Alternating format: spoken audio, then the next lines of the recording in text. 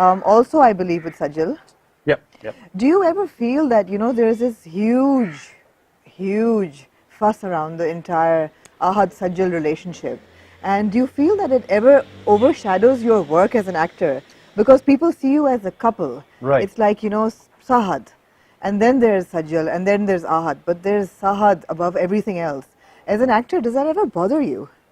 No, I don't think it bothers me. I think, first of all, it's a blessing. It's a blessing that, that people enjoy our work, they enjoy seeing us together. But secondly, I think what people really admire is not just, oh, they look nice. Oh, we just love seeing them, we love them interacting. It's that I enjoy working with her, and I think that when we work, we have a good connection as actors. And I think that is actually what people are seeing on the screen. I mean, you sometimes feel like that the couple might be overshadowing, but I don't think so. I think the couple is just an extension of us as actors. I think I have my own place as an actor. She definitely has her own place. She's given so much time to the industry, and she's fantastic. But I think when we come together, people have a certain, unfortunately, an expectation.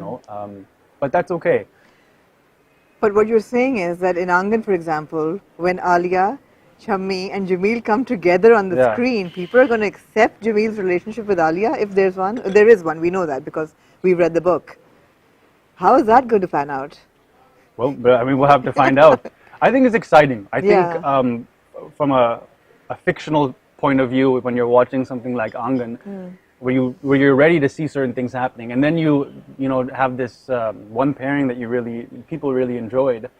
To see that kind of played with is going to be interesting to see how people react, how people kind of accept it or not. But it's a good thing. I think when people finally see the interaction between these three characters. Chammi, who's not everything as she seems. If I may be, so bold to say. Jameel, who's kind of lost in his own thoughts, who almost kind of seems like a bit of a negative character, though he's not. And Alia, it's going to be interesting seeing these three people interact when you know what's going to be happening. So I think I'm excited to see what people. And that journey you were talking about is like even if you know the end, the journey and how you get there. I think that's what people love watching. I mean, if you even take Shakespeare, for example, we talked about it briefly. Is that why is Shakespeare still relevant? Absolutely. Well, Shakespeare actually will always be relevant. The stories are relevant. I mean, when you watch Romeo and Juliet has been created how many times? Ram Leela kyun dekhe? Aapko pata hai kya hoga? But you watch it for that journey. You want to see how we get there. So, I mean, Hamlet is a dark character and Jameel is a slightly dark character as well. So many pictures of yours come out, and at occasions you also seem like a very, I wouldn't say dark, but very intense, brooding, very serious. Is that the real Ahad Raza Mir? I mean, I wouldn't say yes, but I think you have to, at a certain level, relate to your character. I mean, there's some actors who I think do a very good job in completely transforming, which is, you look at actors like in Hollywood, take Daniel Day-Lewis. He's not the same at all. His voice is different, his look is different. But there's some actors who know that I'm going to bring myself in this case. It's going to be me at a different address. That's how I've always treated things. And I think I bring a bit of myself. It's not it won't be real unless part of Ahad is there.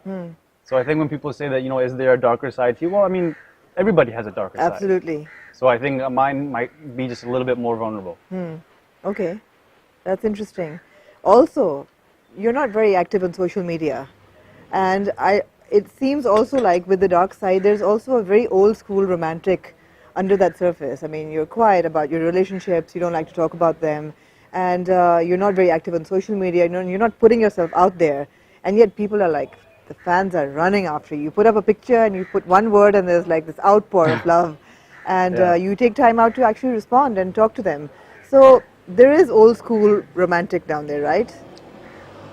Yeah, I'll admit it, yes. But, along with that, I think, and I've said this on numerous occasions, that I think as an actor, I don't want social media to confuse me. I think my role in the industry, my role in the work I do is limited on the set. is limited to me reading the script, is limited to people seeing that end result. I think maybe that old school thing you talk about is that I appreciate my fans, I love my fans, and I want them to know as much about me as I think is appropriate. But I want them to relate to that character. I don't want people to see Jameel 1 second and then me posting about the coffee that I'm drinking. That kind of it breaks that tempo. That tempo, and that again, I bring up this thing called the suspension of disbelief. When one moment you're in 1940s, India, Pakistan, you're in that world, and all of a sudden you're seeing the same guy, posting about whatever it might be. I don't want to take my audience out of that. I think that's unfair to them. Along with that, I think, and I might be wrong, a lot of people like social media, and I think it's great. It's a great way for people to connect to their fans, which maybe didn't exist before. So I try as much as I can to respond, talk to them, post a picture when I can. It's just that I'm not once a month. Yeah, once maybe a month. Twice. It's just that I'm not, sitting there going, somebody take a picture of me, I have to post, just because I feel that this is my time right now. And you also believe in retaining that mystique, right? That little element of, there's also distance between your viewers and your fans and yourself. I don't think in that sense, yes. If it's pictures and posting and tweeting, things like that, there is a bit of distance I keep. But when I interact with my fans, I'm not. This is who I am. Absolutely. I'm not trying to do anything else. I think I'm not. And we saw a really dark side of social media when Coke Studio happened. Yeah. Right? And so tell me about that. I mean, did it affect you in any way? Or were you like, no, let's just not read all the critique and just let's put it past us? No, I think I couldn't ignore it. That was the thing, because it was kind of all over the place. So I couldn't ignore the fact that that people liked or didn't like the song. And you were very vocal about it. Very vocal about it, which I was kind of happy about. Like, look, I felt that, hey, people came together to, whether it was to bash something or whatever it was. I just felt that, personally, I felt that at the end of the day, it was just a song. That was my kind of opinion on it. And whether people liked it, didn't like it, that's fair. Everybody. And you've done musicals on stage.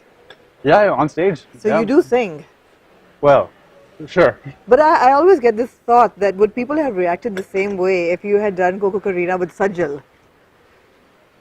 I don't know. It's a good question. I don't know what would have happened. What would have happened? So we were talking about your different personas and who you really are, and are you the dark brooding hero or are you the romantic hero, or who really are you? But one thing is for certain, you really are Mama's boy, right? Yeah. And I think there's nothing wrong with that. No, absolutely not. I think, I'm very close with my mother, and no matter what anybody says, she is my #1 fan, and she's been my #1 fan since day one. The same way that she, spreads the message of me doing this serial or doing this film or winning this award or whatever it is, she does exactly when I was in high school and doing, small little theater productions, she is exact the same, nothing's changed. Just as much effort, just as proud as, me winning Hum or Lux, to me being, 15 years old and just doing a small production on stage. Nothing has changed, So I'm very close with my mother, and I think everyone should be. They should appreciate their mothers, I think sometimes what happens is as we grow up, we want to be more mature, we want to be cool, we want to, whatever it might be, but at the end of the day, you are nothing without the people who have been there since the beginning. My father included, these guys have always supported me in everything I've ever done. Even making the shift to Pakistan. Yeah. And even before, when I was in Canada, my mom lived quite a bit of time without me. And that's a very difficult thing for a mother. It is. So I think, she, regardless, supported me. I said, I'm going to Pakistan. She said, go. Go. Just do what you have to do. Yeah. And your dad, those were big shoes to fill in, right? I'm still trying to fill them. What was that one moment when you felt that, okay, you had achieved his respect as an actor and he was happy with your decision to get into acting professionally, and Was there like a turning point where it was like, okay, now I've made my dad proud? I think my dad's always been proud. I think That's super. He's always been happy with the decisions I've made professionally. I wouldn't, maybe not personally. I've been a little stupid sometimes. We'd like to talk about that as well, but we'll get there eventually. But no, he's always supported me, and he's the one. You know, when I was in school, and I told him, I just gave him a call, and I said, you know, Baba, I'm switching to drama. I'm मुझे business नहीं करना.